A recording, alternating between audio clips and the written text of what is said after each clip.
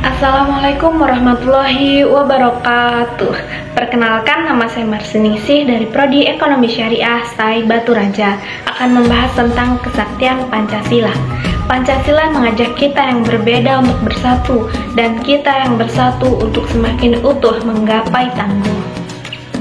Peristiwa berdarah itu tak boleh terulang. 30 September 1965, ketika bangsa ini menyeberang dari September ke Oktober 57 tahun lalu, ada peristiwa getir yang dilalui, pemberontakan Partai Komunis Indonesia atau yang dikenal dengan G30 SPKI. Peristiwa ini berujung pada penculikan dan pembunuhan 7 pahlawan revolusi oleh pasukan Cakrabirawa. Pada umumnya masyarakat memperingatinya dengan memasang bendera setengah tiang untuk G30 SPKI dan memasangkan bendera full ujung atas tiang pada 1 Oktobernya sebagai hari kesaktian Pancasila. Bagaimana memaknai peringatan tersebut? Kejadian tersebut tentu harus menjadi pembelajaran bersama bagi generasi penerus bangsa saat ini.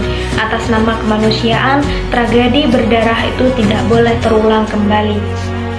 Cukuplah darah dan nyawa berjatuhan dalam sejarah. Tugas generasi sekarang dan ke depan adalah menjaga dan merawat bangsa ini menjadi tempat hidup yang aman, nyaman, damai, dan penuh kasih bagi warganya.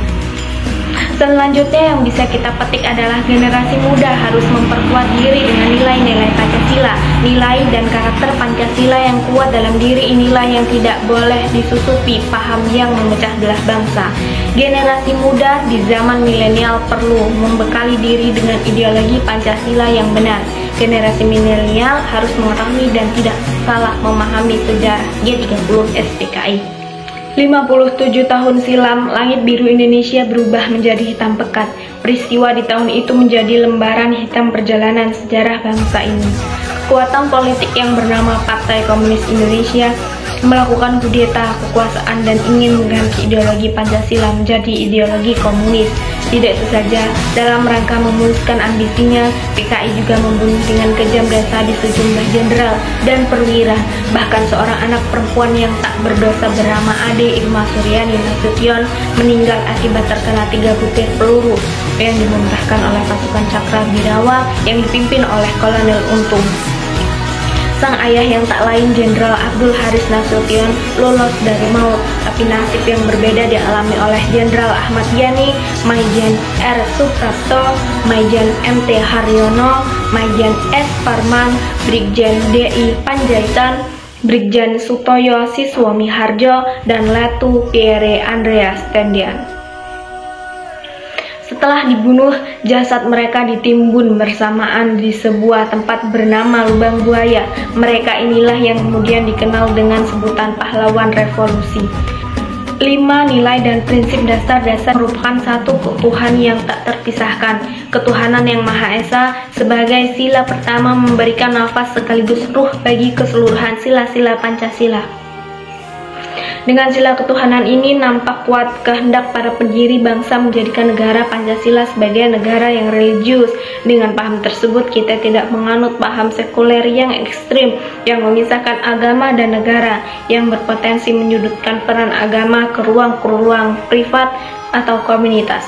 Meski kita juga bukan negara agama, dalam arti hanya satu agama yang diakui menjadi dasar negara Indonesia menjadi religious national state. Maknanya adalah negara melindungi dan mengembangkan kehidupan beragama. Lebih dari itu, agama didorong untuk memainkan peran publik yang berkaitan dengan penguatan norma dan etika sosial.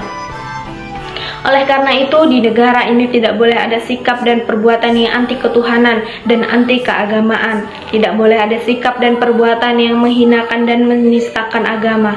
Sama halnya tidak boleh ada sikap dan perbuatan yang mengerdilkan peran agama. Aktualisasi keagamaan bukan saja diberikan ruang, akan tetapi didorong secara terus-menerus untuk menjadi basis moralitas kehidupan berbangsa dan bernegara. Dengan demikian, segala upaya sekularisasi dalam kehidupan berbangsa dan bernegara sungguh tidak memiliki tempat di Indonesia dan bertentangan dengan falsafah Pancasila dan Undang-Undang 1945. Generasi milenial harus mempelajari sejarah dan memahami makna ideologi. Bonus demografi adalah ladang bagi generasi milenial untuk mengembangkan potensi serta memajukan bangsa.